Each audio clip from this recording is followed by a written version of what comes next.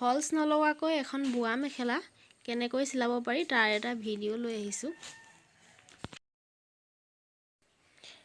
প্ৰথমতে মেখেলাখনৰ আগ দুটা সমান কৰি লৈছোঁ। আগটো ডাবল চিলাই দি দিছোঁ, নহ'লে এৰাই যাব পাৰে।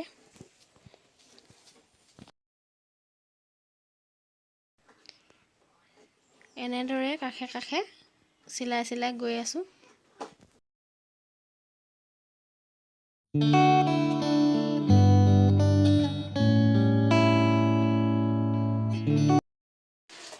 মেখেলাখনৰ দুইটা পাতলি যিহেতু জইন হৈ আছে, সেয়েহে কেঁচিখনে অলপমান কাটি পেলাই চিলাই ল'ম।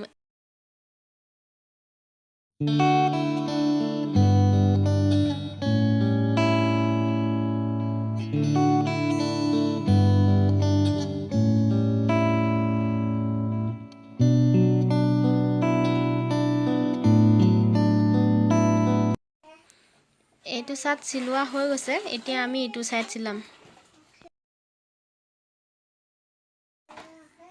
এইটো চাইডো ইটো চাইডৰ গতে চিলাই ল'ম।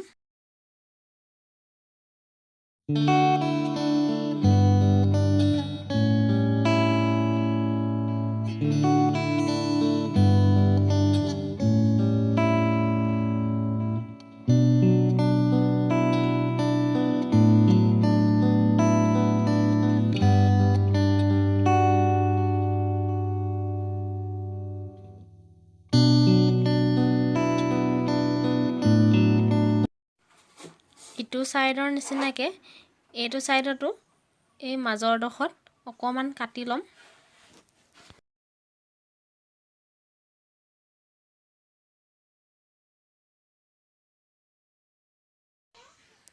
এনেদৰে কাটি থৈ গ'লে পাছত দুইটা পাতলি সমানকৈ কাটিবলৈ সুবিধা হয়। বাঢ়ি থকা সূতাখিনি কাটি লৈছোঁ। এতিয়া পাতলিটো চিলাম।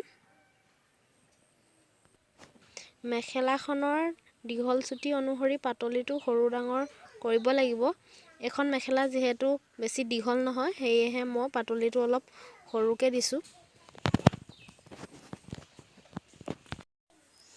অকণমান কাপোৰ ভৰাই এনেকৈ মুকুতাই পেলাই চিলাব লাগিব পাতলিটো।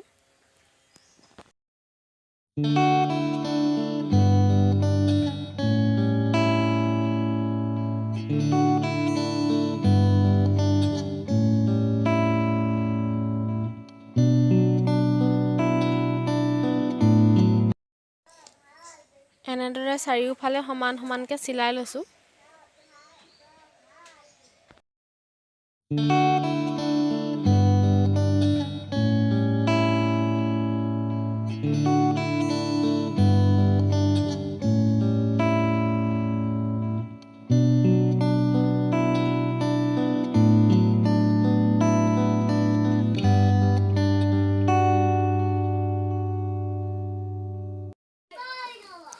এইটো পাতলি চিলোৱা হৈছে, এতিয়া এইটো পাতলি চিলাম। মেখেলাখনৰ দুইটা পাতলি যিহেতু জইন হৈ আছিলে, সেয়েহে আগতে কাটি থৈ যোৱা তাত কেঁচিখন ভৰাই আমি দুভাগ কৰি ল'লোঁ। আৰু এতিয়া আগৰ দৰে পাতলিটো চিলাই যাম।